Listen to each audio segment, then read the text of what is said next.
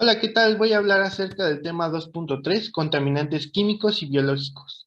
Los contaminantes químicos son todos aquellos constituidos por materia inerte y esta puede presentarse en el aire en forma de moléculas individuales, es decir, gases o vapores, o de grupos de moléculas, es decir, que se presenten aerosoles, o bien presentarse en estado líquido o sólido.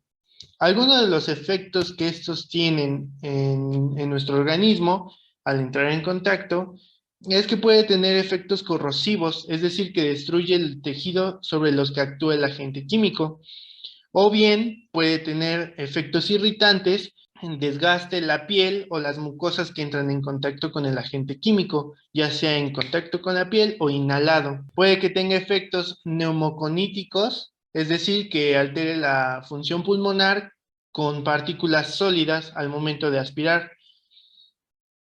Puede que tenga asfixiantes, es igual alteración de la función pulmonar, pero con un mecanismo oxidativo biológico en los pulmones. Puede que tenga efectos anestésicos o narcóticos, que estos deprimen el sistema nervioso central, lo que da como resultados mareos o efectos narcóticos. Los sensibilizantes, estos tienen efecto alérgico ante la presencia de este tóxico, aunque sea en pequeñas cantidades.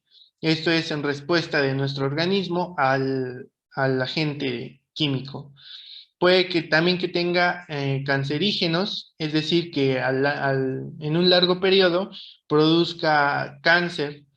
Algunos tienen efectos mutágenos, es decir, que hacen modificaciones hereditarias, o bien efectos sistémicos, alteraciones en los órganos o sistemas específicos, el digestivo, la piel, como ya se mencionó, el respiratorio, circulatorio, etcétera.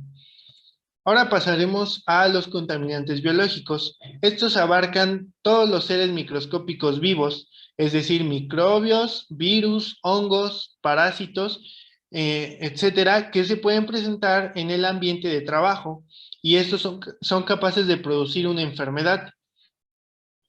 Bueno, las vías de entrada al organismo, tanto de los agentes químicos como de los biológicos, es la vía inhalatoria. Esta es la vía más accesible y más importante en la que debemos centrarnos, porque es el medio por el cual la mayoría de las sustancias químicas y biológicas entran en nuestro organismo. También está la vía dérmica, es decir, que comprende toda la superficie exterior de nuestro cuerpo, toda nuestra piel, pero no todas las sustancias o patógenos pueden atravesar la barrera de la piel. También puede presentarse la vía ocular, es decir, es una vía poco usual, aunque esta se da a través del contacto de las manos con estos o directamente de los agentes con los ojos. La vía digestiva, esta se da más que nada por falta de hábito higiénico por parte de la persona o del trabajador al momento de ingerir alimentos o fumar o beber. También existe lo que es la vía parenteral. Esta es la penetración directa del contaminante o patógeno en el organismo a través de una herida abierta o un pinchazo de aguja, de herramienta punzocortante. Algo que debemos poner atención es el tiempo de exposición, es decir, la cantidad de producto absorbido por el organismo. Esta se denomina dosis. La dosis se obtiene a través de la multiplicación de la concentración de contaminante por el tiempo de exposición. ¿Cuánto tiempo estuvo expuesto el trabajador a esta sustancia u patógeno? El objetivo de analizar todo esto es recabar información sobre las sustancias manipuladas y el ambiente laboral y determinar los factores de riesgo que permitan decidir acerca de las medidas preventivas que debemos adoptar y la priorización de aplicación de estas medidas.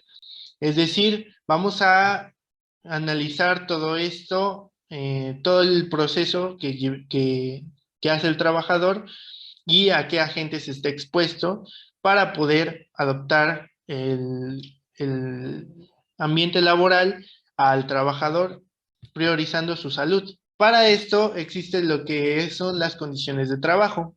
Las condiciones de trabajo son todas aquellas que están vinculadas al estado del entorno laboral y se refiere a las características del trabajo en relación a la seguridad y salud del trabajador.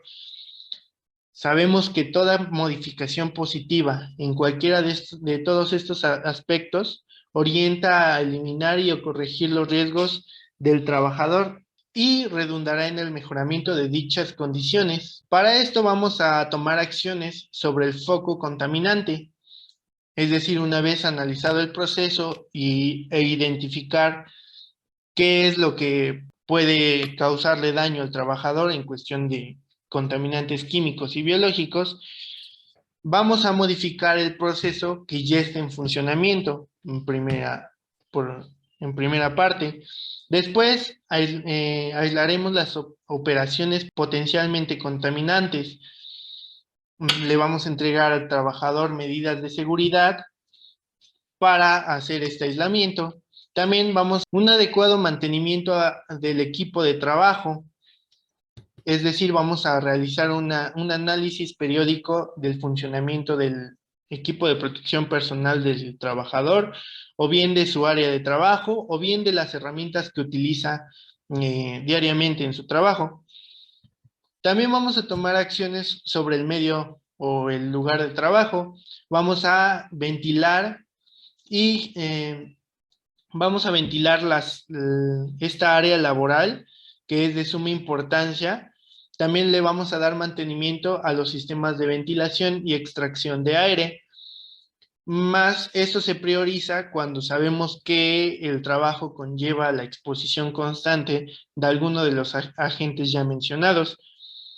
También se va a llevar a cabo la limpieza para evitar una nueva dispersión de contaminante al medio ambiente. Ok, la actividad 2.3 de la materia de ergonomía nos decía que teníamos que escoger un material didáctico para explicar el tema.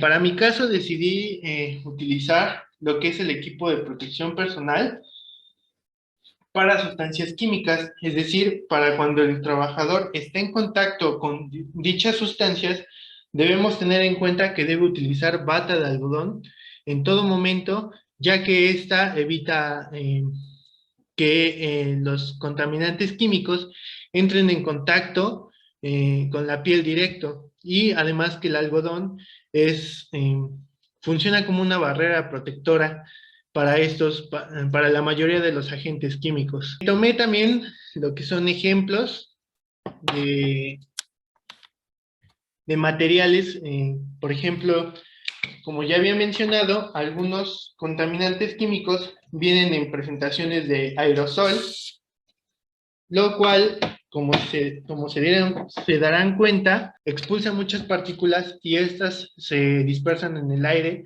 lo que es fácil que el trabajador inhale.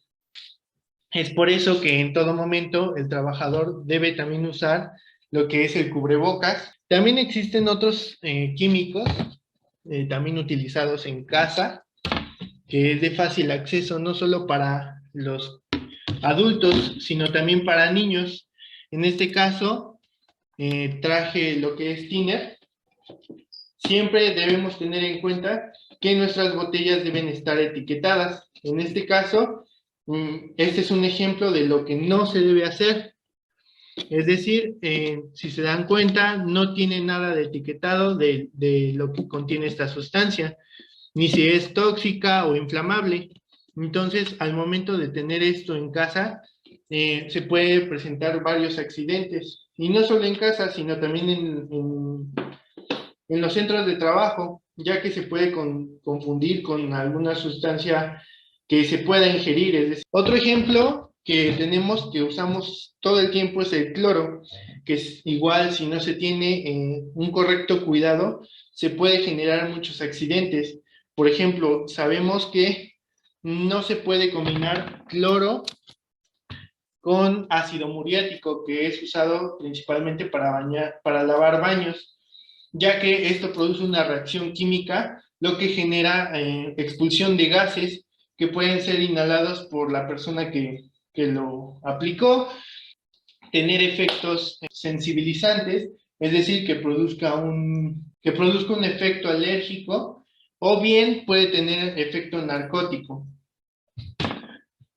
Por otro lado tenemos esta que es anticongelante, se usa normalmente para autos o para algunas máquinas que requieran de este. Aquí en las instrucciones, eh, como en todo producto debe tener, indica que si se tiene contacto constante con los vapores de este producto, puede generar graves daños en la salud de quien se exponga. Bueno, en cuestión de los agentes biológicos, sabemos eh, que está presente varias enfermedades que los trabajadores pueden contraer en su área laboral. Para esto se debe tener en cuenta que debe existir un programa de limpieza en el área de trabajo, y con las medidas sanitarias en la actualidad, gracias a la aparición del coronavirus, se han presentado una actualización a estas. Por ejemplo, que los trabajadores ya deben usar en todo momento su cubrebocas. Hay distintas variantes de estos. Es importante elegir una, la cual nos brinde una protección correcta. También sabemos que se debe tomar en cuenta el uso de la careta, ya que esta nos protege de todas esas partículas desprendidas al hablar o al toser o al estornudar. También se debe tener en cuenta la sanitización de los centros de trabajo, es decir, se prepara una dilución de agua con sanitizante y se rocea en todo nuestro equipo o en nuestra área de trabajo que estamos en constante contacto. Bueno, eso es todo de mi parte. Gracias.